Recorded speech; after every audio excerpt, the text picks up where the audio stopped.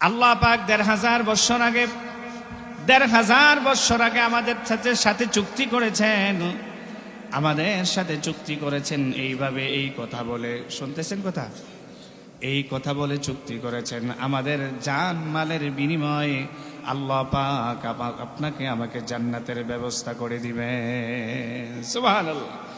জান মালের বিনিময়, জান এবং মাল ক্রয় করে নিয়েছেন কে? আমাদের জান এবং সম্পদ, জীবন এবং সম্পদকে কিনে নিয়েছেন কে? আল্লাহ। জোরে বলে কে? ১,৫০০ বছর আগে কিনে নিলেন।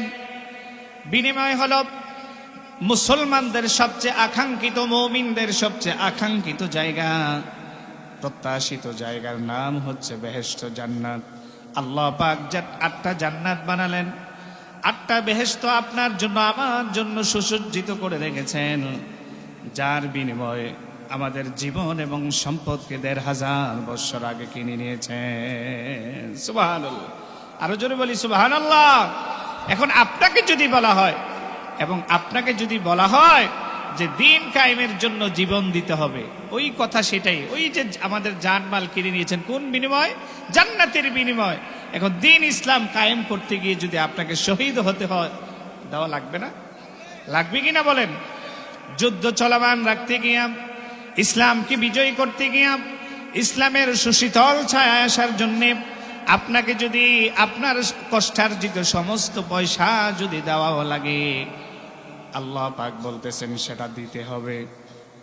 আর আপনি আমি যদি জান্নাত পেতে চাই, তাহলে আমার আপনার সম্পদ এবং জীবনটাকে আল্লাহর জন্য বিসর্জন দিতে হবে। সুবহানাল্লাহ। ইন্নাল্লাহা আশতারা মিনাল মুমিনিনা আনফুসাহুম ওয়া আমওয়ালাহুম বিআন্না লাহুমুল জান্নাহ। ও আমার ভাইরা, ও আমার ভাইরা, এই কথাগুলো আমাদের মনে রাখতে হবে, না হলে কি হবে? আপনার প্রকৃত ইমানদার কখনো হতে পারবো না।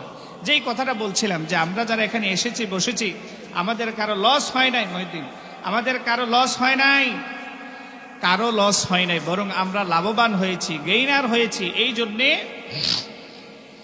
জান্নাতে একটি পরিবেশে আসার বসার সুযোগ হয়েছে। কোরআন সুন্নাহর কিছু কথাও আমরা শুনতে পাবো, যার জন্যে যে আমলগুলো শুনে, যে কথাগুলো শুনলে পরে আমাদের জীবনটা আমূল পরিবর্তন হবে। ঠিক কিনা বলেন? ১০০০ কথা শুনলেন, ১০০০ কথা শোনার পরে একটা কথা যদি আপনি আমল করেন, আজকের এই মাহফিল কি সার্থক নয়? জোরে বলেন, সার্থক নয় কি? আমার বন্ধুগণ,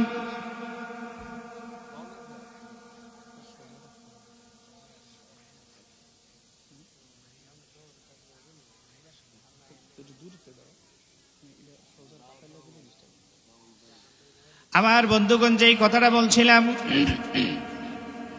জান্নাতের মেহমান যদি হতে চাই, জান্নাতের প্যাসেঞ্জার যদি আমরা হতে চাই, আল্লাহর বিধিবিধান, রসুলের ইতাআত, আল্লাহর রসুলের আদর্শ মোতাবেক আমাদের সবার চলার দরকার আছে না নাই?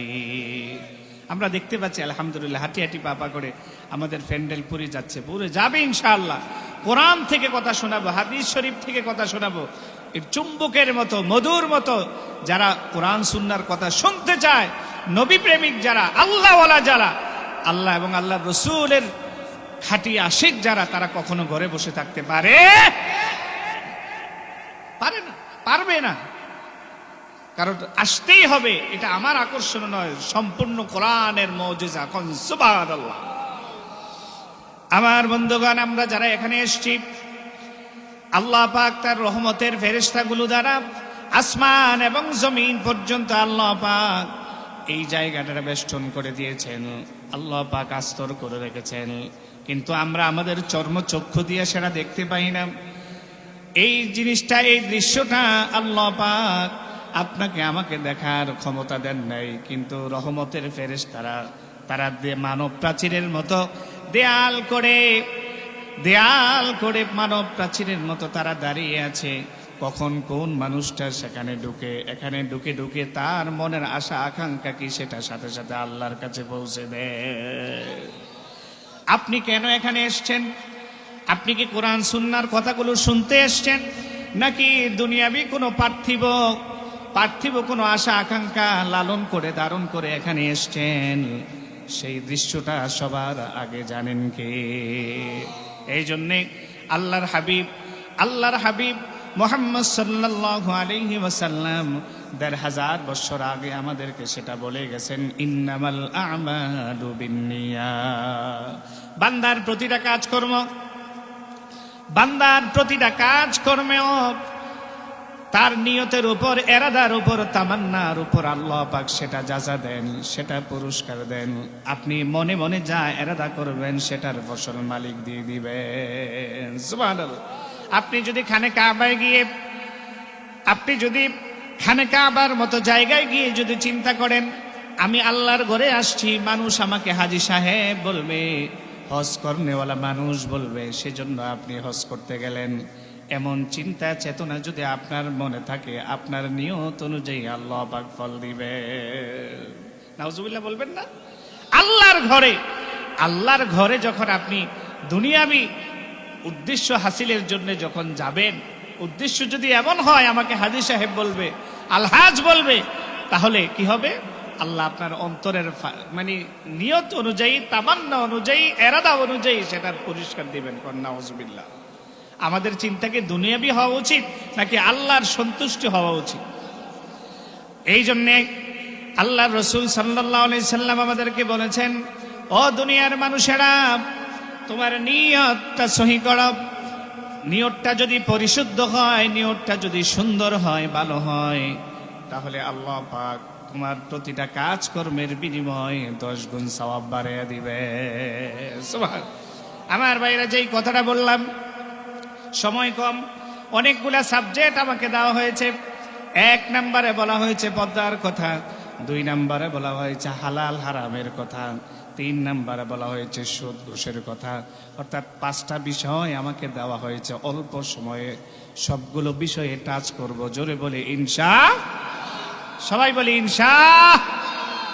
এক একটা বিষয়ের উপর কথা বলতে গেলে ঘন্টার পর ঘন্টা দরকার। তৌফিক যাতে আমাকে দান করেন, সবাই বলি আমিন। প্রথমে টাচ করব পর্দার বিষয়ে, শুনবো তো ইনশাআল্লাহ? হ্যাঁ, পর্দা খুব গুরুত্বপূর্ণ কথা।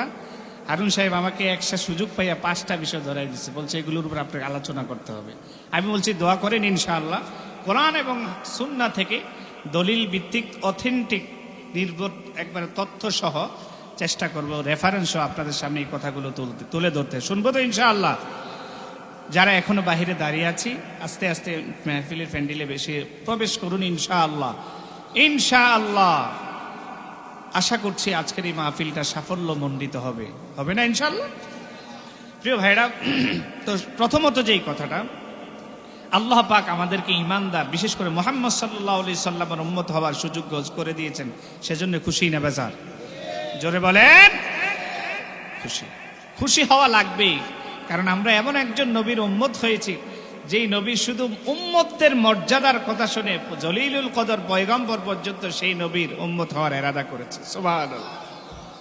আর নবীর মর্যাদা কেমন হবে? আল্লাহু আকবার, আল্লাহু আকবার। কেমন দাবি নবীর উম্মত আমরা হয়েছি, সেই নবীর উম্মত হওয়ার সৌভাগ্য আমাদের হয়েছে। আল্লাহ পাক আমাদের সেই খুশকিসমতের মালিক বানিয়েছেন। আমরা সেই দাবি নবীর উম্মত হয়ে শুধুমাত্র নামে উম্মত হলে হবে না, কামেরও দরকার আছে, কাজেরও দরকার আছে। প্রিয় ভাইরা, আল্লাহ পাক প্রকৃত ইমানদার মুমিন হওয়ার তৌফিক দেখ, সবাই বলে আমিন। খাঁটি আশিক রাসূল, হুব্বে রাসূল নিয়া, আল্লাহর ভয় নিয়া কবরে যাওয়ার তৌফিক এনায়েত করুন, সবাই বলে আমিন।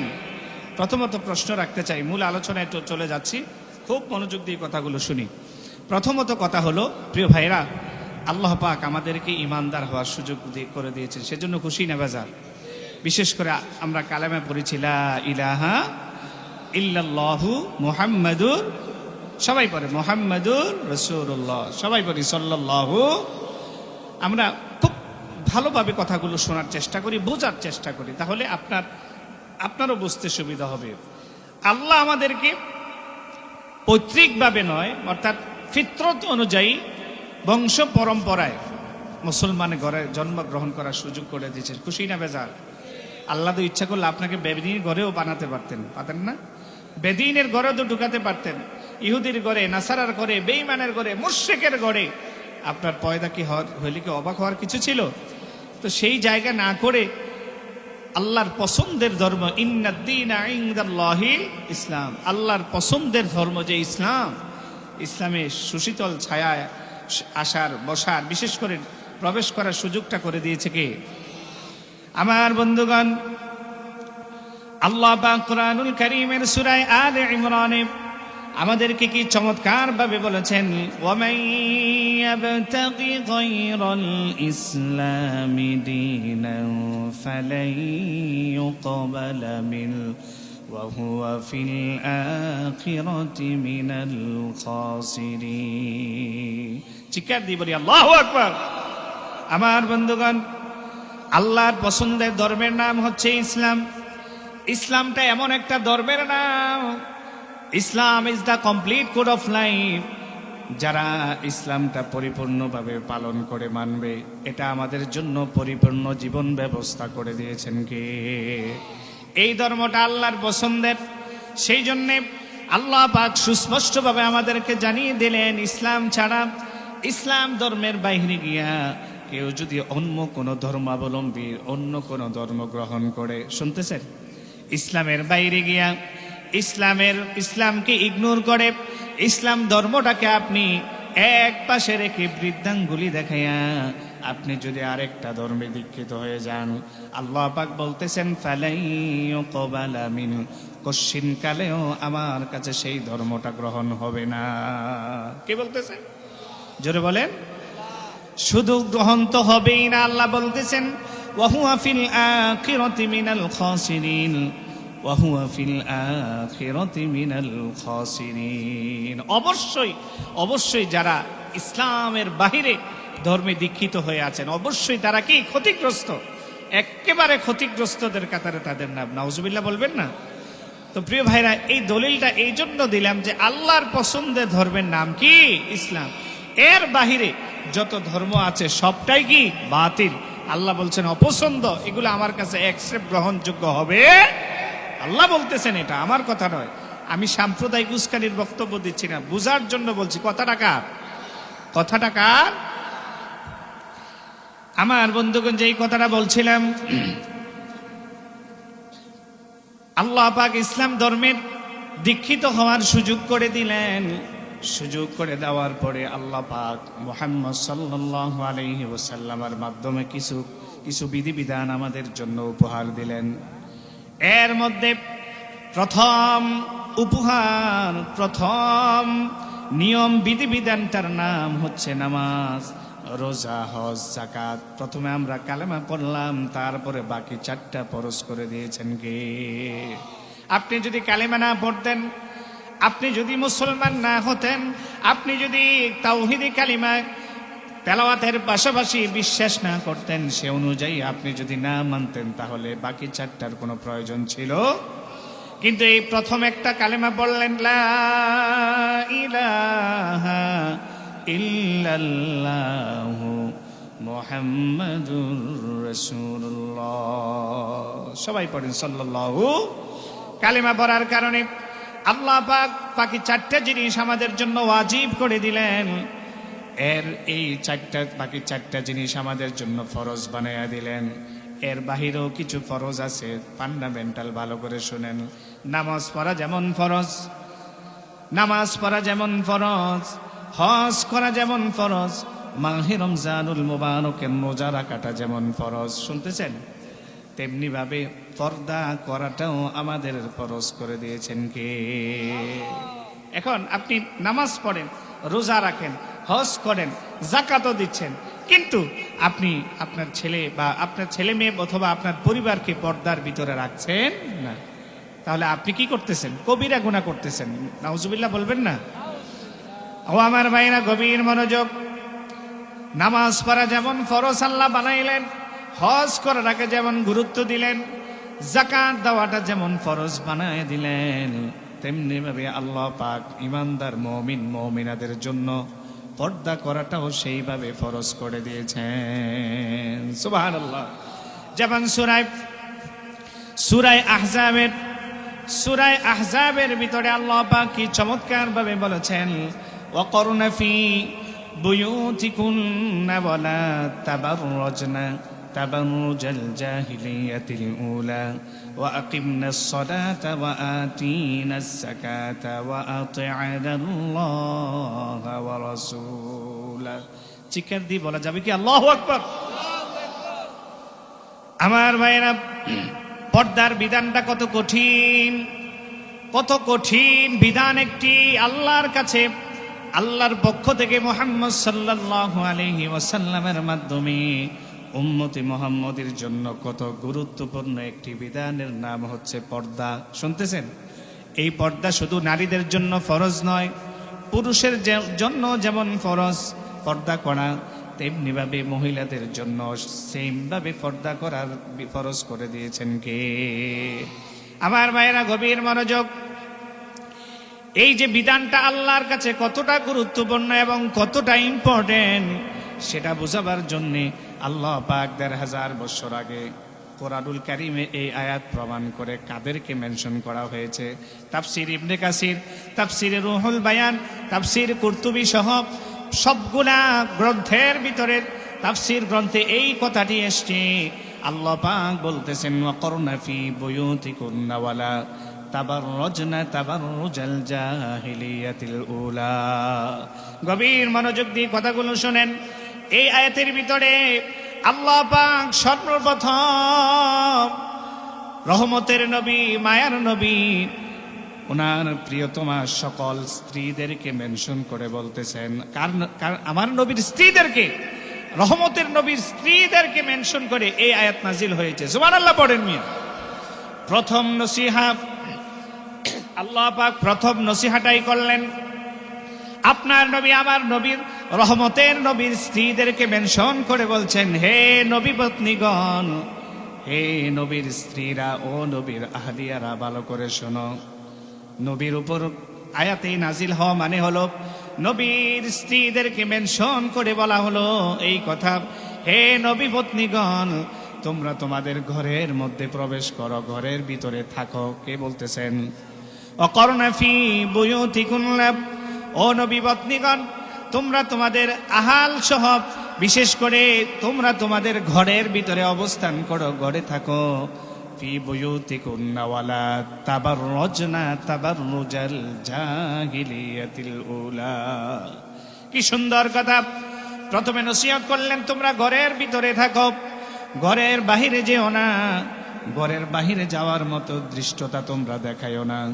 আল্লাহ বলতেছেন, হে নবী পত্নীগণ, তোমরা জাহিলি যুগের মতো, শুনতেছেন কথা, জাহিলি যুগের মতো, জাহিলি যুগে নারী পুরুষের যেমন অবাধ মেলামেশা ছিল, নারী পুরুষের যে অবাধ চলাফেরা ছিল, নারী পুরুষের মধ্যে যেভাবে কোনো বাস বিচার ছিল না, আল্লাহ পাক বলতেছেন ওই সময়ের মতো তোমরা চলাফেরা কখনো করিও। কি বলতেছেন? জাহিলিয়াতিল উলা। এবং আরো বলতেছেন আল্লাহ পাক নবী পত্নীদেরকে মেনশন করে বলছেন, জাহিলি যুগের মতো, জাহিলি যুগের নারীরা যেইভাবে চলাফেরা করেছে, বেপরদায় চলাফেরা করেছে, তাদের মতো তোমরা চলিও না। বলেন ঘরের ভিতরে প্রবেশ করো, আর তোমরা তোমাদের চেহারা সৌন্দর্য অন্য কোনো বেগানা পুরুষকে দেখাইও না। কে বলতেছেন? আরো আস্তে কর, আরো আস্তে বলেন। রাগ করতেছেন? আগে ঘর, আগে তোমার ঘর কন্ট্রোল করো, ঘরটা ঠিক করো। তোমার ঘর, তোমার স্ত্রী, তোমার সন্তান, তোমার ছেলে মেয়ে কিভাবে চলছে, কিভাবে বেপরদায় চলাফেরা করছে, কার সাথে কথা বলছে, কার সাথে ওঠা বসা করছে, কার সাথে মোলাকাত করছে, জিয়ারত করছে, ফোনে কথা বলতেছে, এগুলো খোঁজ রাখার দায়িত্ব কার? অভিভাবকের, বাবা মায়ের। কিন্তু আমরা কি সেইভাবে খবর রাখতেছি? ইউনিভার্সিটি যাচ্ছে, কলেজে যাচ্ছে, স্কুলে যাচ্ছে, প্রাইভেটের নাম করে যা থা করছে, আপনার ছেলে মেয়ে অবাধে ছেলে মেয়ের সাথে মেলামেশা করছে, কিন্তু আমরা কোনো খোঁজ খবর রাখি? নির্ধারিত সময় ঘরে আসছে আর যাচ্ছে, মাঝে দিয়ে সব শেষ, ঠিক কিনা বলেন? হর হামেশায় সেগুলো দেখা যাচ্ছে। প্রযুক্তির উৎকর্ষতার কারণে, প্রযুক্তির উৎকর্ষতা বেড়ে যাওয়ার কারণে এই সমসাময়িক এই সমস্যাগুলো এখন সবচাইতে বেশি চোখে পড়ছে, ঠিক কিনা বলেন? ও আমার ভাইয়েরা, পর্দাটা একটা কঠিন বিধান। আল্লাহ পাক নবীদের স্ত্রীদেরকে উদ্দেশ্য রেখে বললেন, তোমরা গড়ে থাকো, বেগানা নারী বেগানা পুরুষদেরকে তোমরা তোমাদের চেহারা দেখায়ও না। জাহিলি যুগের নারী পুরুষেরা যেইভাবে চলাফেরা করেছে তাদের মতো চলাফেরা করিও। এই আয়াতের মধ্যে আল্লাহ পাক 5টা নির্দেশনা দিলেন। জ্বলে বলেন কয়টা? 5টা নির্দেশনা দিলেন। প্রথমে বললেন গড়ে থাকো, পর্দা করো, তোমাদের সুন্দর নিরাপদ জায়গা হচ্ছে ঘর। ঘরটা হলো তোমাদের সবচেয়ে নিরাপদ জায়গা, ভালো থাকার জায়গা। এই ঘরটার সর্বপ্রথম থাকার নির্দেশনা দিলেন। এরপরে বাকি 4টা নির্দেশনা হলো ওয়া আকিমনাস সালাত। এরপরে বলছে, ও দুনিয়ার মহিলারা, ভালো করে আল্লাহর বিধান মানো, মানে নামাজটা সঠিকভাবে আদায় করো। কে বলতেছেন? কিন্তু আমার মা বোনেরা, আপনারা রাগ কইরেন না, আমি আপনাদের শত্রু নই, আমি আপনাদের প্রচন্ড হিতাকাঙ্ক্ষী, শুভাকাঙ্ক্ষী হিসেবে কথাগুলো জানিয়ে যাই। আল্লাহর বিধান হলো, আপনাকে ঘরে থাকতে বললেন, আপনার চেহারা মুবারক যাতে অন্য কোনো বেগানা পুরুষ দেখতে না পায়, সেই নির্দেশনা স্বয়ং 1500 বছর আগে আল্লাহ পাক দিয়ে দিলেন। আপনি সেটার সীমা লঙ্ঘন করে চললেন। আল্লাহ পাক বলতেছেন, ইন্নাল্লাহা লা ইউহিব্বুল মু'তাদিন। যারা আল্লাহর বিধানকে বৃদ্ধাঙ্গুলি দেখায়, দৃষ্টতা দেখায়, আমি তাদেরকে কখনো পছন্দ করি না। নাউজুবিল্লাহ। লা ইউহিব্বুল মু'তাদিন, যারা আল্লাহর বিরুদ্ধে গিয়ে সীমা লঙ্ঘন করে, আল্লাহ বলছেন এই সমস্ত বেয়াদবদেরকে আমি কখনো পছন্দ করি। কে বলতেছেন? আমার ভাইরা, আরো মনোযোগ দিয়ে কথাগুলো শুনুন। 5টা নির্দেশনার ভিতরে, এই আয়াতের ভিতরে 5টা হুকুম আল্লাহ দিলেন। প্রথম বললেন ঘরে থাকতে, 2 নম্বরে বললেন ওয়া আকিমনাস সালাত, নামাজ পড়ো। কার কথা? তো রাগ হইতেছেন নাকি? হ্যাঁ, গজল টান দিতাম। নবীর চরণেতে সারা জীবন আমি থাকবেন নি? হ্যাঁ, গজলটা আমি গাই না, মাঝে মধ্যে একটু টান দিলে ভালো হইবে। হ্যাঁ, মহাব্বতের সাথে পড়ে। নবীর চরণেতে সারা জীবন আমি থাকব। আমার দয়াল নবীর চরণে আমাদের থাকার দরকার আছে না নাই? থাকলি লাভ না লস? জীবন ধন্য। সুবহানাল্লাহ পড়েন। মদিনায় গিয়ে রওজা মুবারকের সামনে জীবনটা কাটাইয়ে দেন, মদিনার বালি দুলি লাগলেও আপনার জীবন ধন্য। সুবহানাল্লাহ পড়েন। ভালোবেসে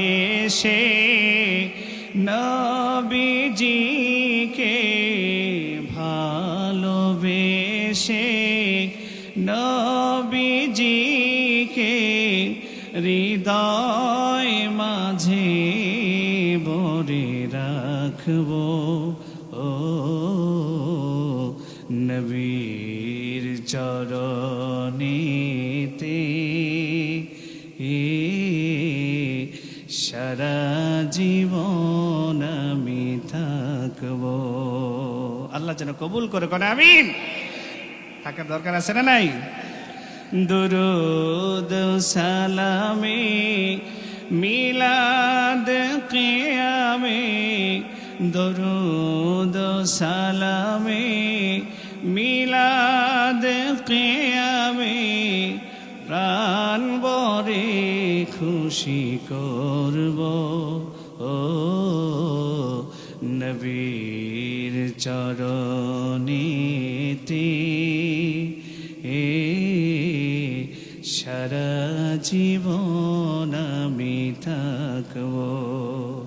ভালোবেসে নবীজিকে, ভালোবেসে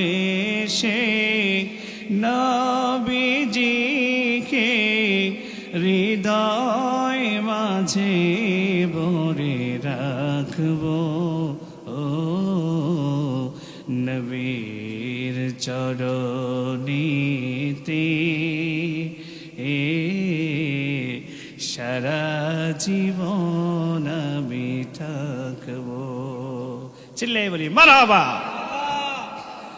আমার বন্ধুগণ গভীর মনোযোগ, আল্লাহ পাক এই আয়াতের ভিতরে জানিয়ে দিলেন ওয়া আকিমনাস সালাত। প্রথম কথা হলো, ও দুনিয়ার সমস্ত নারীরা ভালো করে শোনো। প্রথম হচ্ছে তোমরা ঘরে থাকবা, পর্দা করবা, পর পুরুষ থেকে নিজেকে হেফাজত করবা। 2 নাম্বার নির্দেশনা হলো নামাজ পড়বা। কিন্তু এই নামাজ পড়ার দিক দিয়ে আমার মা বোনেরা সবচেয়ে বেশি হস, নামাজ পড়তে চায় না, কিন্তু রোজার ব্যাপারে 100তে 100 আছে না নাই? রোজা রাখায় খুব পাকা, কিন্তু 5 ওয়াক্ত নামাজ পড়তে চায় কি চায় না? এমন মহিলা আছে না নাই? আমি আপনাদের শত্রু নই, আমি আপনাদের করজোরে জানাই যাই, ও আমার কলিজার টুকরা মায়েরা, বোনেরা, মেয়েরা, সবাইকে বলি, আল্লাহর বিধান হলো আকিমনাস সালাত, নামাজ কায়েম করো, নামাজ পড়ো। যদি নামাজটা সঠিকভাবে পড়ো, নামাজটা যদি যথাযথভাবে আদায় করো, ইন্নাস সালাতা কানাত আলাল মুমিনিনা কিতাবাম মাওকুতা। আল্লাহ পাক বলতেছেন, সুনির্ধারিত সময়ে 5 ওয়াক্ত নামাজ আমি আল্লাহ পাক সমস্ত মুমিন মুমিনাদের উপর ফরজ করে দিয়েছি। সুবহানাল্লাহ। কে বলতেছেন? জোরে বলেন, কে বলতেছেন? আল্লাহ পাক নামাজ কায়েম করলেন, নামাজ পড়লেন, নামাজ পড়ার জন্য নির্দেশনা দিলেন। ওয়া আকিমনাস সালাত, নামাজ আদায়ের জন্য আল্লাহ নির্দেশনা দিলেন। এরপরে বললেন ওয়া আকিমনাস সালাত ওয়া আতিনাস যাকাত। 2 নাম্বার হলো, 3 নাম্বার হলো যাকাতটা সঠিকভাবে আদায় করা। ও আমার মা বোনেরা, আপনাদের যদি নিজস্ব সম্পদ থাকে, আপনারা কিন্তু যাকাত দিতে কৃপণতা করেন, ঠিক কিনা বলেন? পুরুষেরা পুরুষের সম্পদের হিসাবটা সঠিকভাবে আদায় করে যাকাত দেয়, কিন্তু মা বোনেরা টাকা কিন্তু পকেট থেকে ছাড়তে চায়। এই জন্য আল্লাহ বলতেছেন ওয়া আকিমনাস সালাত, নামাজ পড়বা, ওয়া আতিনাস যাকাত, যাকাত সামর্থ্যবান যদি তুমি হয়ে যাও, ও আমার মা বোনেরা, আপনার আমার উপর যদি সাহেবে নেসাবের মালের মালিক হয়ে যায়, আল্লাহ বলতেছেন যাকাত দেওয়ার জন্য স্বয়ং আল্লাহ বলতেছেন, ও দুনিয়ার সমস্ত মহিলারা শোনো, যাকাত দাও। যাকাতের বিধানটা ফরজ করে দিয়েছেন কে? 4 নাম্বার হলো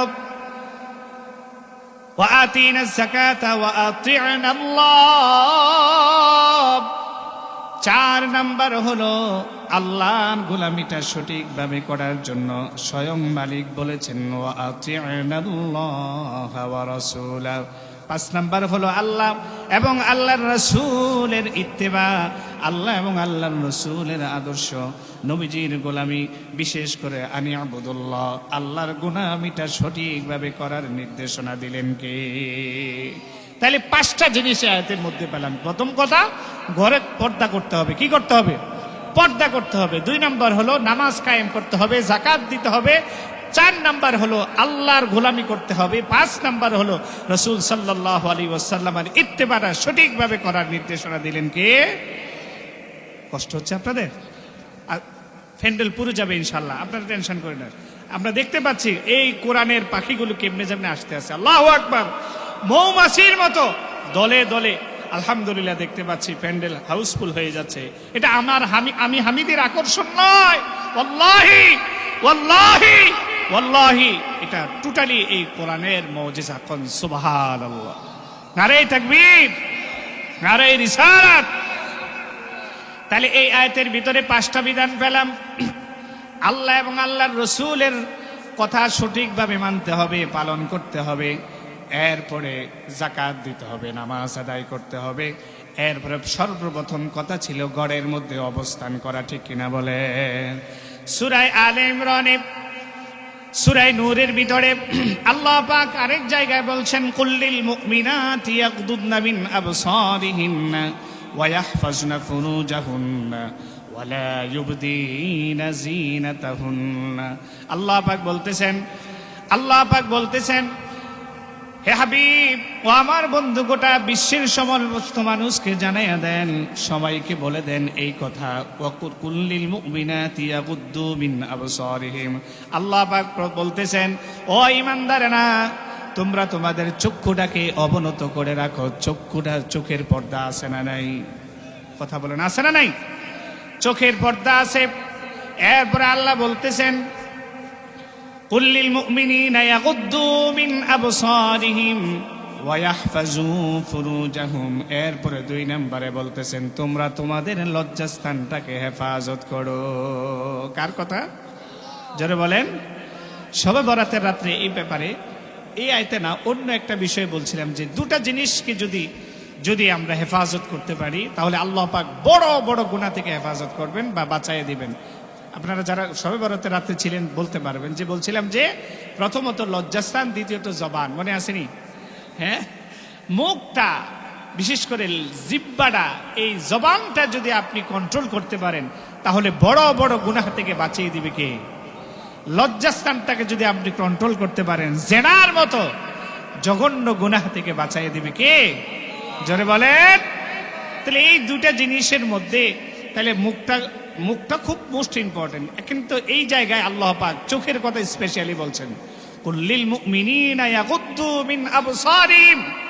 আল্লাহ পাক বলতেছেন হাবিব এই কথা বলে দেন, জানাই দেন, এই মেসেজটা সবার মধ্যে ছড়িয়ে দেন, পৌঁছে দেন কি হে ঈমানদার মুমিনেরা তোমরা তোমাদের চক্ষু এবং লজ্জাস্থানটাকে কন্ট্রোল করো, হেফাজত করো। কার কথা? জোরে বলেন। আল্লাহ আমাদেরকে এই কথা বললেন লজ্জাস্থান হেফাজত করার জন্য, চক্ষুটাকে কন্ট্রোল করার জন্য। চক্ষু যদি আমরা সঠিকভাবে হেফাজত করি, বেগানা নারী এবং নারীর দিকে যদি একবার নজর বুলেও চলে যায়, দ্বিতীয়বার যদি আপনি তাকান তাহলে সেটা গুনাহ হয়ে যাবে। সামনে পড়ে গেছে হঠাৎ করে সেটা ভিন্ন বিষয়, কিন্তু একবার তাকালেন, বারবার যখন ঘুরে ফিরে তাকাবেন তখন আপনার মনে কুপ্ররোচনা, কুমন্ত্রণা জাগাবে কে? শয়তান, ঠিক কিনা বলেন? বিভিন্ন ধরনের নেগেটিভ কথা, নেগেটিভ চিন্তা আপনার মাথায় ঢুকিয়ে দেবে। সেজন্যে ভুলে ক্রমে যদি কোনো কিছু সামনে পড়েও যায় তাহলে আপনার চক্ষুটাকে হেফাজত করা দরকার আছে না নাই?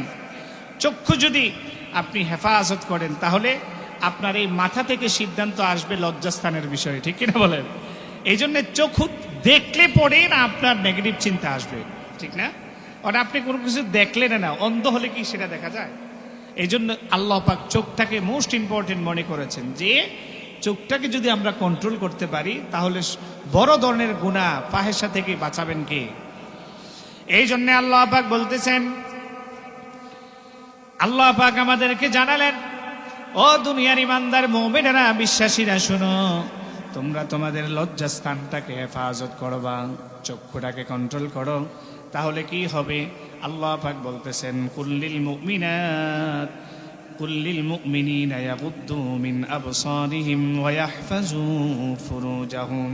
এই দুটা জিনিস যদি আমরা হেফাজত করি, এই দুটা জিনিসকে যদি আমরা সঠিকভাবে যদি আমরা ব্যবহার করি, সঠিকভাবে যদি আমরা কন্ট্রোল করতে পারি, আল্লাহ পাক বলছেন যালিকা আজকা লাহুম, এটা হচ্ছে আমাদের জন্য সবচেয়ে বড় শ্রেষ্ঠ পন্থা। কোন সুবহানাল্লাহ, পুত পবিত্র, এটা হচ্ছে উত্তম পন্থা, উত্তম একটা নিয়ম।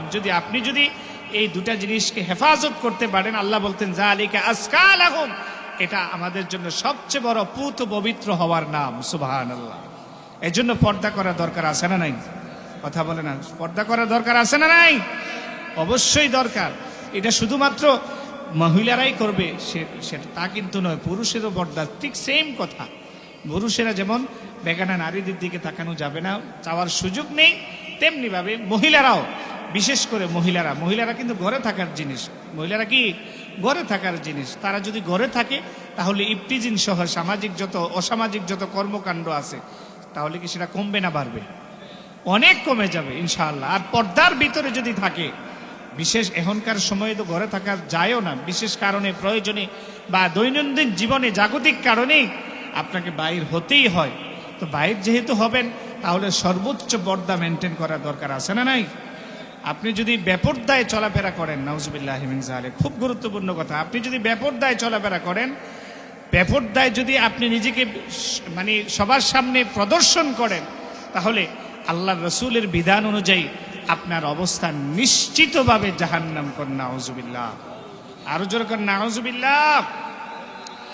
হযরত আবু হুরায়রা রাদিয়াল্লাহু তাআলা আনহু ইরশাদ করেছেন, আল্লাহর রাসূল সাল্লাল্লাহু আলাইহি ওয়াসাল্লাম ১৫০০ বছর আগে আমাদেরকে জানাইলেন। ১৫০০ বছর আগে আল্লাহর রাসূল আমাদেরকে জানাইলেন এইভাবে। আল্লাহর রাসূল বলতেছেন, আন আবি হুরায়রা রাদিয়াল্লাহু তাআলা আনহু قال قال رسول الله صلى الله عليه وسلم ثلاثة لا يدخلون الجنة أبدا। খুব মনোযোগ দিয়ে কথাগুলো শুনতে হবে, দলিল দিয়ে কথা বলতেছি। তাবারানী শরীফের হাদিস, আবু হুরায়রা এই হাদিসটি বর্ণনা করেছেন পর্দার ব্যাপারে। সালাসাতুল লা ইয়াদখুলুনাল জান্নাতা আবাদা, তিন শ্রেণীর মহিলা কোনোদিন জান্নাতে যাবে না। ভালো করে শোনেন, রাগ করতেছেন? ও আমার বাবুরেরা শোনেন, আল্লাহর রাসূল ১৫০০ বছর আগে আমাদেরকে জানাইছেন, ১৫০০ বছর আগে আমাদেরকে সচেতন করেছেন। সালাসাতুল লা ইয়াদখুলুনাল জান্নাতা আবাদা, চিরস্থায়ীভাবে এই মহিলাগুলো কোনোদিন জান্নাতে যাবে না, বরং তারা জাহান্নামের প্যাসেঞ্জার হবে, বাসিন্দা হবে। তারা কারা? এক নাম্বার হলো, খুব গুরুত্বপূর্ণ কথা, আদ-দাইয়ুস। নাউজুবিল্লাহ, আস্তে কোন অথবা বাইদ দিয়া কইন। এক নাম্বার হলো দাইয়ুস। দাইয়ুস কাকে বলা হয় সেটার ব্যাখ্যা জানার দরকার আছে না নাই? দাইয়ুস বলা হলো যেই পুরুষ তার স্ত্রীকে ঘর থেকে বের হওয়ার, বেপরদায় চলার অনুমতি দেয়, পর পুরুষের সাথে চলাফেরার অনুমতি দেয়, পর পুরুষের সাথে চাকরি করার সুযোগ করে দেয়। শুনতেছেন? দাইয়ুস বলা হয় ওই পুরুষকে, দাইয়ুস বলা হয় ওই পুরুষটাকে যে তার স্ত্রীকে পর্দার ভিতরে রাখতে পারলো না, কন্ট্রোলে রাখতে পারলো না, বেপরদায় চলাফেরা করলো, সীমা লঙ্ঘন করলো, বেগানা পুরুষদের সামনে সে অবাধ চলাফেরা করেছে। এক কথায় সে তার স্ত্রীকে দিয়ে সোর্স অফ ইনকাম করিয়েছে, বেগানা পুরুষদের সাথে মেলামেশা করে সে চাকরি করে, মুখে মেকআপ করে না। এক কথায় শরীয়তের বিধান মানে এই জাতীয় পুরুষকে বলা হয় দাইয়ুস। কন্যা নাউজুবিল্লাহ। আপনি আপনার স্ত্রীকে দিয়ে চাকরি করালেন, লক্ষ লক্ষ কোটি টাকা ইনকাম করালেন, সবটা টাকাই হারাম, সবটা টাকাই হারাম। দুনিয়ায় যেমন, দুনিয়ায় আপনি অট্টালিকার মালিক হলেন, দুনিয়ায় আপনি অঢেল টাকার মালিক হলেন, বাড়ির মালিক হলেন, গাড়ির মালিক হলেন, স্বাচ্ছন্দ্যে চলাফেরা করলেন, কিন্তু আল্লাহর রাসূল প্রমাণ করে আপনি আর অবস্থানটা হবে নিশ্চিতভাবে জাহান্নাম। কন্যা নাউজুবিল্লাহ। এই জন্যে যেহেতু আপনি আপনার স্ত্রীকে বেপরদায় চলার সার্টিফিকেট দিলেন, সনদ দিলেন, আপনি আপনার স্ত্রীকে করে রাখতে পারলেন না, আপনি আপনার সন্তানটাকে গড়ে রাখতে পারলেন না, আপনি আপনার যুবতী মেয়েটাকে গড়ে রাখার চেষ্টা করলেন না, আপনি আপনার কলিজার টুকরা কন্যা সন্তানগুলো যখন উপযুক্ত হয়ে গেল, হওয়ার পরেও আপনি যখন তাকে গড়ে রাখতে পারলেন না, এই দায়ভার আপনি সহ আপনার পুরো আহাল তাকে নিতে হবে। কন্যা নাউজুবিল্লাহ। ও আবার বাইরে এবার চিন্তা করেন, আপনার স্ত্রীটাকে যে পর্দার দরকার, আপনার স্ত্রী যাকে আরেক জায়গায় চাকরি করে পর পুরুষের সাথে মেলামেশা করে না। মেলামেশা মানে হলো দেখা সাক্ষাৎ করা, নেগেটিভ নিন না। মেলামেশা মানে হলো সহকর্মী হিসাবে কাজ করে, একজন আরেকজনের চেহারা দেখে, একজন আরেকজনের সাথে কথাবার্তা বলে, বেপরদায় ওঠা বসা করে। এই যে কাজটা আপনি করার লাইসেন্স দিলেন, এই মানুষ এই কাজগুলো যারা করে তাদেরকে হাদিস শরীফের পরিভাষায় বলে দাইয়ুস। কন্যা নাউজুবিল্লাহ। বুঝাইতে পারলাম ইনশাআল্লাহ? ও আমার বাবুরেরা, সালাসাতুল লা ইয়াদখুলুনাল জান্নাতা আবাদা, ২ নাম্বার হলো ওয়ার রিজলাতু মিনান নিসা। ২ নাম্বার হলো ওই স্ত্রীগণ, ওই স্ত্রীরা জান্নাতে যাবে না যারা পুরুষের পোশাকের ন্যায়, পুরুষের ন্যায় চলাফেরা করে। নাউজুবিল্লাহ বলবেন না? পুরুষের পোশাক পরে, পুরুষের সাদৃশ্য পোশাক পরে পুরুষেরা যেইভাবে চলাফেরা করে, মহিলারাও সেইভাবে চলার চেষ্টা করে। বোঝার কোনো উপায় নাই সেটা নারী কিংবা পুরুষ, এমন দৃশ্য আমাদের নজরে পড়ে কি পড়ে না? আল্লাহ রাসূল বলতেছেন, ওয়ার রিজলাতু মিনান নিসা, যারা নারী হওয়ার পরেও পুরুষের সুরুত ধরে, নারী হওয়ার পরেও পুরুষের সুরুত যারা ধরে, আল্লাহর হাবিব বলতেছেন ওই মহিলাগুলাও জান্নাতের গ্রাণ পাবে না। নাউজুবিল্লাহ। বাদ গিয়ে কইন তিন নাম্বার হলো ওই যে বলছিলাম সালাসাতুল্লাহ ইয়াদখুলুনাল জান্নাহ। 3 নাম্বার হলো ওয়া মুদখিলুল খামার। খামার হলো যে সকল মহিলারা মদ খায়, যে সকল মহিলা পুরুষ মদের সাথে জড়িত, নেশার সাথে জড়িত, আল্লাহর রাসূল বলতেছেন মদ এবং নেশা এক কথায় এই জাতীয় কাজে যারা জড়িত, ওয়া উদখিলাল জান্নাতা আবাদা, তারাও জান্নাতের সুঘ্রাণ পাবে। ১৫০০ বছর আগে কি বলছেন দয়ার নবী? সুবহানাল্লাহ পড়েন। নবীর রওজা শরীফ দেখে মন ভরে না, নবীর রওজা শরীফ দেখে মন ভরে না, দিদার দাও গো শাহে মদিনা, দিদার দাও গো শাহে মদিনা। কষ্ট হচ্ছে আপনাদের? মহব্বতের সাথে সবাই পড়েন। নবীর রওজা শরীফ দেখে মন ভরে না, নবীর রওজা শরীফ দেখে মন ভরে না, দিদার দাও গো শাহে মদিনা, দিদার দাও গো শাহে মদিনা। আরশের মেহমান করেছেন আল্লাহ, কত শান কত মান মোর কামলিওয়ালা। আল্লাহু আকবার। আরশের মেহমান করেছেন আল্লাহ, যত মান কত শান মোর কামলিওয়ালা। ও গো মদিনাওয়ালা করো করুণা, ও গো মদিনাওয়ালা করো করুণা, দিদার দাও গো শাহে মদিনা, দিদার দাও গো শাহে মদিনা।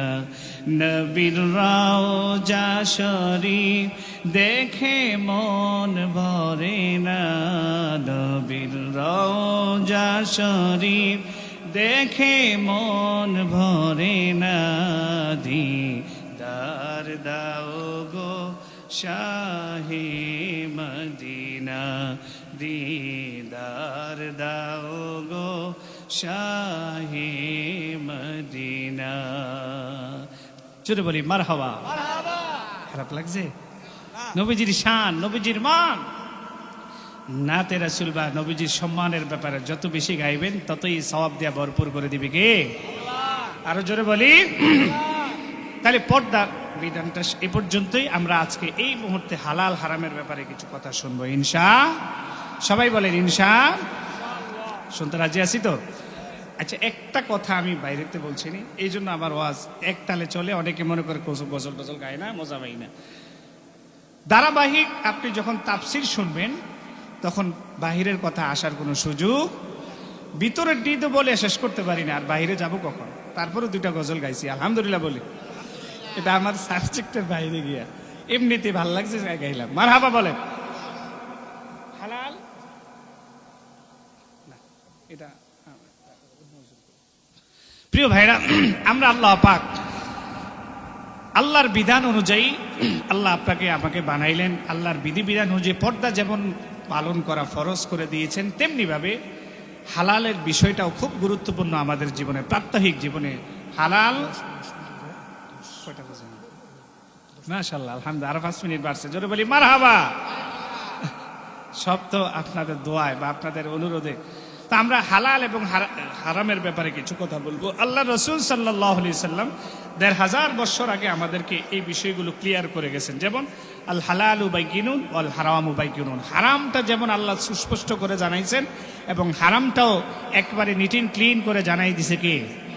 জোরে বলি, আরো জোরে বলেন। আমার বন্ধুগণ, আল্লাহ পাক কুরআনুল কারীমে সূরা আলে ইমরানে আমাদেরকে বলতেছেন, ইয়া আইয়ুহাল্লাযীনা আমানু কুলু মিন তাইয়্যিবাতি মা রাযাকনাকুম ওয়াশকুরু লিল্লাহি ইন কুনতুম ইয়াহু তা'বুদুন। কোরআন থেকে শোনাচ্ছি, গভীর মনোযোগ। আল্লাহ পাক বলতেছেন, হে ঈমানদারেরা, হে ঈমানদারগণ, হে বিশ্বাসীরা, আমার প্রদত্ত হালাল যত জিনিস আমি তোমাদেরকে দিলাম তা থেকে তোমরা খাবার খাও, ভক্ষণ করো। ওয়াশকুরু লিল্লাহ, আর আমার শুকর গুজার করো, কৃতজ্ঞতা আদায় করো। আমার অকৃতজ্ঞ হইও না, আমার শুকর গুজারটা সঠিকভাবে করো। কে বলতেছেন? ইন কুনতুম ইয়াহু তা'বুদুন, যদি আমার গোলামি করেই থাকো তাহলে আমার হালাল যে নিয়ামতগুলি আছে সেগুলো খাও। কুলু ওয়াশরাবু, বেশি বেশি খাও, বেশি বেশি ভক্ষণ করো। ওয়ালা তুসরিফু, কশিন কালো আল্লাহর এই হালাল বিধানগুলি বা হালাল জিনিসগুলোকে অপচয় করিও। কে বলতেছে? আরেক জায়গায় আল্লাহ বলতেছেন, ওয়াল্লাযীনা ইযা আনফাকু লাম ইউসরিফু ওয়া লাম ইয়াকতুরু ওয়া কানা বাইনা যালিকা কওয়ামা। আল্লাহ বলতেছেন, আমি যে তোমাদেরকে সম্পদ দিলাম, সম্পদের মালিক বানালাম, এই সম্পদ থেকে তুমি হালাল জিনিসগুলো খাও। ওয়াল্লাযীনা ইযা আনফাকু, যা তোমরা ব্যয় করবা, খরচ করবা, হালাল জিনিসটা খরচ করো, খাও, কোনো অসুবিধা। আল্লাহ বলতেছেন, ওয়াল্লাযীনা ইযা আনফাকু, খাও এবং খরচ করো, কোনো অসুবিধা নাই। আনফাকু লাম ইউসরিফু, কিন্তু আল্লাহর বিধান হলো অপচয় কখনো করা যাবে না। কে বলতেছেন?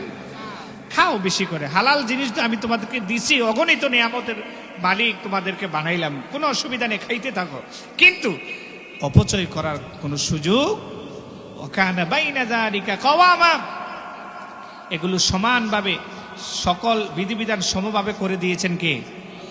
আল্লাহ পাক আরো বলতেছেন, ইয়া আইয়ুহার রাসূলু কুলু মিনাত তাইয়্যিবাতি ওয়া আমালু সালিহা। আল্লাহ পাক এই আয়াতে বলতেছেন, সমস্ত রাসূলদেরকে ইন্ডিকেট করে, মেনশন করে বলছেন, ও পয়গম্বরেরা, ইয়া আইয়ুহার রাসূল কুলু মিনাত তাইয়্যিবাত, পবিত্র হালাল জিনিস খাও। কুলু মিন তাইয়্যিবাতি ওয়া আমালু সালিহা, হালাল জিনিস খাও, হালাল জিনিস খাও, ভালো জিনিসগুলি খাও, বৈধ জিনিসগুলো ভক্ষণ করো। আর ওয়া আমালু সালিহা, নেক আমল বেশি বেশি করার নির্দেশনা দিলেন কে? কুরআনুল কারীমে হালালের ব্যাপারে চমৎকার ভাবে বলা হয়েছে। এবার হাদিস শরীফে প্রবেশ করি। বুখারী শরীফের বর্ণনায় আল্লাহর রাসূল সাল্লাল্লাহু আলাইহি সাল্লাম ইরশাদ করেছেন, শুনতেছেন কথা? সময় কম আমার, মনোযোগ দিয়ে কথাগুলো শুনুন।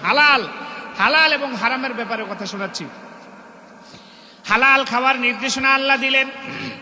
এবার হাদিস শরীফে আল্লাহ পাক কি বলছেন, আল্লাহর হাবিব কি বললেন সেটা শুনি।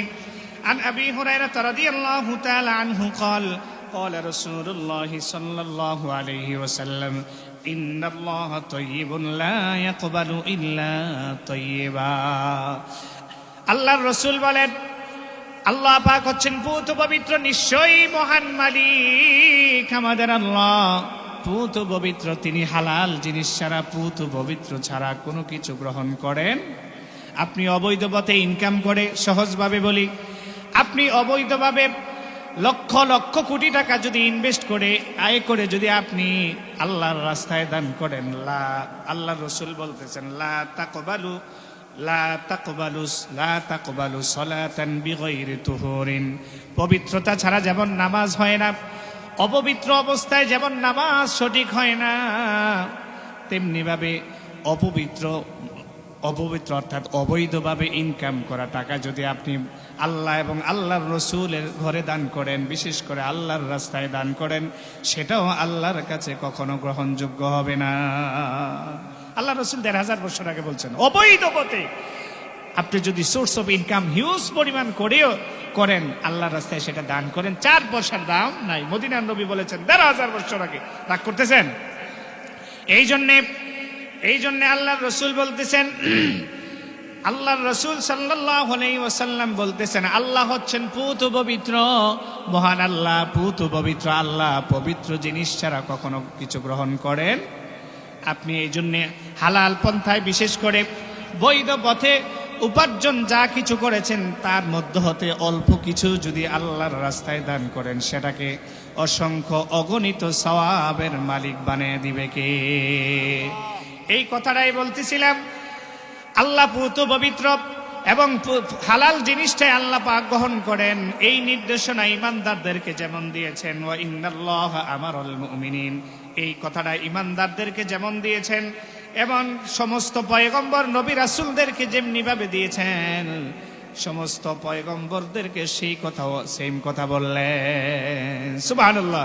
ইমানদারদেরকে যেমন ভাবে নির্দেশনা দিলেন, ঠিক সেম ভাবে আমাদের পূর্বে যত পয়গম্বর ছিল, নবী রাসূল ছিল, তাদেরকেও ঠিক সেম নির্দেশনা দিয়েছেন কে?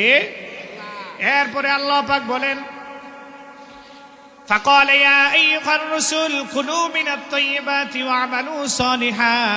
একটু আগে আয়াতটার অনুবাদ করেছিলাম, সমস্ত রাসূলদেরকে আল্লাহ নিষেধ বললেন, ও সমস্ত রাসূলদেরকে সেম কথা বললেন, হালাল জিনিস খাও আর নেক আমল বেশি বেশি করো। কোন সুবহানাল্লাহ। এরপরে আল্লাহর রাসূল একজন ব্যক্তির উদাহরণ টানলেন, একজন ব্যক্তির এক্সাম্পল এইভাবে টানলেন, সুম্মা যাকারার রাজুলা ইউতিলুস সাফারা আশআরা ওয়া আকবারা ইয়ামুদ্দু ইয়াদাইহি ইলাস সামাই ইয়া রাব্বি ওয়া মাত'আমুহু হারামুন ওয়া মাশরাবুহু হারামুন ওয়া মালবাসুহু হারামুন। চিৎকার দিয়ে বলি আল্লাহু আকবার। আল্লাহর রাসূল এমন একজন ব্যক্তির এক্সাম্পল টানলেন, যেই মানুষটা খানে কাবার সামনে বসা, মদিনাতুল মুনাওয়ারা নবীজির রওজার সামনে বসে বসে আল্লাহ এবং আল্লাহর রসুলকে পাওয়ার জন্য একবারে দেওয়ানা হয়ে গেছে। শুনতেছেন কথা? আল্লাহ এবং আল্লাহর রসুলে পাগলের পাওয়ার জন্য দেওয়ানা হয়ে গেছে, একেবারে মজনু হয়ে গেছে, হালাতটা হয়ে গেছে একেবারে মজনুর মতো। আল্লাহর রসুল বলতেছেন, এই মানুষটা আল্লাহ এবং আল্লাহর রসুলকে পাওয়ার জন্য এতটা উদ্গ্রীব হয়ে গেলেন, এতটা পাগল পারা হয়ে গেলেন, যার চুলগুলো উস্কো খুস্কো, তার চুলগুলো এলোমেলো, তার পোশাক এলোমেলো, এক কথায় তাকে পাগলের মতো বোঝা যায়। তার চিন্তা চেতনা হলো স্বয়ং কাকে পাওয়ার জন্যে? আল্লাহকে পাওয়ার জন্যে এবং মুহাম্মদ সাল্লাল্লাহু আলাইহি ওয়াসাল্লামের দিদার পাওয়ার জন্য। নবীজির রওজার সামনে বসেও যদি এইভাবে পাগলামি করে, আল্লাহ পাক এক্সাম্পল, আল্লাহর হাবিব এক্সাম্পল দিলেন, এমন মানুষও যদি ওইখানে গিয়ে আল্লাহ এবং আল্লাহর রাসূলকে পাওয়ার জন্য পাগলামি করে, তাও কোনো লাভ হবে না। তার কারণ হলো আল্লাহর রাসূল বলতেছেন, ইয়া রব্বি, সেখানে সে যদি বলে দুই হাত উঁচু করে আল্লাহকে পাওয়ার জন্য, নবীজিকে দিদার পাওয়ার জন্য যদি এইভাবে ডাকতে থাকলে ইয়া রব্বি বলে চিল্লাতে থাকে, আল্লাহর রাসূল বলেন এক পয়সার দাম নাই। তার কারণ হলো ওয়া মাত'আমুহু হারামুন। কেন দাম নাই? কেন মূল্যায়ন নাই? এই মানুষটা যতই পাগলামি করুক, আল্লাহ এবং আল্লাহর রসুলকে পাওয়ার জন্য যতই মজনুই হয়ে যাক না কেন, তার কারণ হলো 4 পয়সার দাম নাই। কারণ কি? ওয়া মাত'আমুহু হারামুন। সে যে বডিটা করেছে, সেই মানুষটা যে শরীরটা গঠন করেছে, সমস্ত শরীরটাই হারাম টাকায় গঠিত। নাউজুবিল্লাহ বলেন। হারাম খাবারে তার শরীরটা গঠিত হয়েছে। নাউজুবিল্লাহ। এই জন্যে এই মানুষটা যদি মক্কা এবং মদিনার মতো জায়গায় যদি গিয়ে ইয়া রব্বি কি বলে পাগলামিও করে, আল্লাহর রাসূল বলেন 4 পয়সার দাম নাই, 4 পয়সার দাম নাই। নাউজুবিল্লাহ। কারণ কি? তার পোশাকটা, তার খাবারটা হারাম, সে হারাম টাকায় হারাম উপার্জিত পন্থায় খাবার খেয়েছে, শরীরটা গঠন করেছে হারাম টাকা দিয়া। এরপরে বলতেছেন ওয়া মাশরাবুহু হারামুন, সে যে পানিটা খায় সেটাও হারাম টাকায় কিনা। ওয়া মালবাসুহু হারামুন, সে যে পোশাকটা পরেছে সেটাও হারাম টাকায় কিনা। এরপরে আল্লাহর রাসূল বলতেছেন ওয়া গুযিয়া বিল হারাম ফাআন্না ইউস্তাজাবু লিযালিক। নাউযুবিল্লাহি মিন যালিক।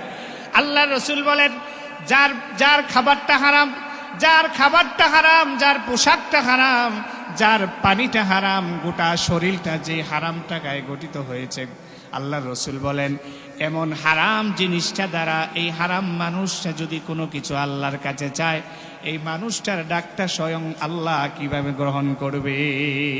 নাউজুবিল্লাহ। ফান্না ইউস্তাজাবু লিযালিক, প্রশ্ন রেখেছেন এই মানুষটার ডাক আল্লাহ কিভাবে কবুল করবে? তার খাবার হারাম, তার পোশাক হারাম, তার শরীরটা হারাম টাকায় গঠিত। নাউজুবিল্লাহ বলবেন না? নাউজুবিল্লাহ বলেন আরো জোরে। এই জন্যে আপনি আপনার ইবাদত বন্দেগী কবুল হওয়ার প্রথম শর্তের নাম কি? হালাল। হালাল, বারবার বলতেছি, হালাল হালাল হালাল হালাল। আপনি হালাল জিনিসটা গ্রহণ অল্পও যদি করেন, হারাম টাকা লক্ষ কোটি টাকার মালিক হলেন, কিন্তু আপনার এই লক্ষ কোটি টাকার দাম নাই কেন? এই যে হাদিস প্রমাণ করে, এই হাদিস প্রমাণ করে, মুসলিম শরীফের বর্ণনা, এই হাদিস প্রমাণ করে যে আপনার ইবাদতটা আল্লাহর কাছে কখনো গ্রহণযোগ্য হচ্ছে না। কেন হচ্ছে না? কারণ হচ্ছে আপনার সব কিছু অবৈধভাবে করা। নাউজুবিল্লাহ বলেন। আচ্ছা, আমরা এত নামাজ পড়ি, এত রোজা রাখি, এত যাকাত দেই, এত কিছু করি, আমরা এত সিজদা দেই, তাসির হচ্ছে না কেন জানেন? তাসির হচ্ছে না এই জন্যে আমাদের সোর্স অফ ইনকামের মধ্যে ভেজাল আছে। নাউজুবিল্লাহ বলেন। এই জন্যে আল্লাহ রাসূল সাল্লাল্লাহু আলাইহি ওয়াসাল্লাম আমাদেরকে বারবার ইন্ডিকেট করে বলছেন, ও দুনিয়ার মানুষেরা, হারাম খাওয়া যাবে না, হারাম খাওয়া যাবে না, হারামের নিকটবর্তী হইও না। হারাম যদি খাও তাহলে প্রথম কথা হলো তোমার দোয়াটা আল্লাহর কাছে কবুল হবে। দোয়া কবুল হতে হলে প্রথম যেই শর্তটার নাম আকলুল হালাল, আকলুল হালাল, আকলুল হালাল। দোয়া কবুল যদি হতে হয়, আল্লাহর কাছে পছন্দনীয়, আল্লাহর অ্যাকসেপ্টেবল বান্দা, বিশেষ করে মাকবুল এবং মাহবুব বান্দা যদি আমরা হতে চাই, প্রথম কথা হলো আপনাকে হালাল পন্থায় ফিরে আসতে হবে। সুবহানাল্লাহ। দোয়া কবুল হওয়ার শর্ত কয়টা? 5টা। জোরে বলেন কয়টা? 1 নাম্বার শর্তের নামে হলো আকলুল হালাল। হালাল খাও, হালাল উপার্জন করো, হালাল পন্থায় সোর্স অফ ইনকাম করো। তাহলে কি হবে? তাহলে কি হবে? আপনার ইবাদতটা, আপনার দোয়াটা, আপনার তামান্নাটা, আপনার আকাঙ্ক্ষা, আশা সব কিছু পূরণ করবে কে? 1 নাম্বার হালাল খেতে হবে। হালাল ছাড়া কোনো উপায় নাই, হালাল ছাড়া কোনো উপায় নাই। আপনি লক্ষ লক্ষ টাকার মালিক, কিন্তু আপনার ইনকামটা যদি হারাম পন্থায় হয়, সেটাও কোনো দাম নাই। এই জন্যে অল্প টাকার মালিক হন, হালাল পন্থায় যদি ইনকাম করেন, সেখানে অগণিত অসংখ্য বেসুমার বরকতের ব্যবস্থা করে দিবে কে? আকলুল হালাল, হালাল খেতে হবে। 2 নাম্বার হলো আপনি যে আল্লাহর কাছে চাইবেন, চাইতে হবে আল্লাহর কাছে, দুনিয়ার কেউ কিছু আপনাকে দিতে পারবে না। এই ইয়াকিন, এই বিশ্বাস আপনার অন্তরে যদি সদা সর্বদা থাকে, আল্লাহ পাক আপনার মনের সকল নেক মাকসাদ পূর্ণ করে দিবে। 3 নাম্বার হলো ইয়াকিন থাকতে হবে আল্লাহর কাছে, ইয়াকিন রাখতে হবে, বিশ্বাস রাখতে হবে যে আমি যে আল্লাহর কাছে চাচ্ছি, আল্লাহ পাক অবশ্যই আমাকে দিবেন। আপনি এক জায়গায় গেলেন জিয়ারত করতে, সেখানে গেলেন, গিয়ে সেখানে কিছু চাইলেন, আল্লাহ পাক দেওয়ার পরিবর্তে বরং গুনাহের ব্যবস্থা করে দিবেন, ঠিক কিনা? যখন কিছু চাইবেন, মন থেকে চাইবেন এবং বিশ্বাস রাখবেন যে আমার অন্তরের বা আমার মনের সকল তামান্না, আশা আকাঙ্ক্ষা পুরাবে কে?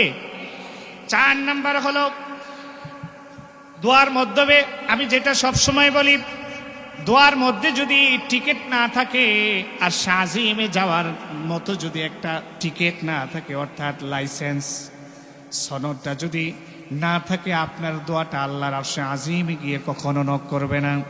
সেই দোয়াটা হলো প্রত্যেকটা দোয়ায়, প্রত্যেকটা প্রার্থনায়, প্রত্যেকটা মুনাজাতের আগে একবার অন্তত হলেও দুরুদ ও সালাম পড়তে হবে। সুবহানাল্লাহ। তাহলে দোয়া কবুলের শর্তের মধ্যে 5টা শর্তের অন্যতম একটা শর্তই হচ্ছে আপনার দোয়ার মধ্যে দুরুদ ও সালাম থাকতে হবে। সুবহানাল্লাহ।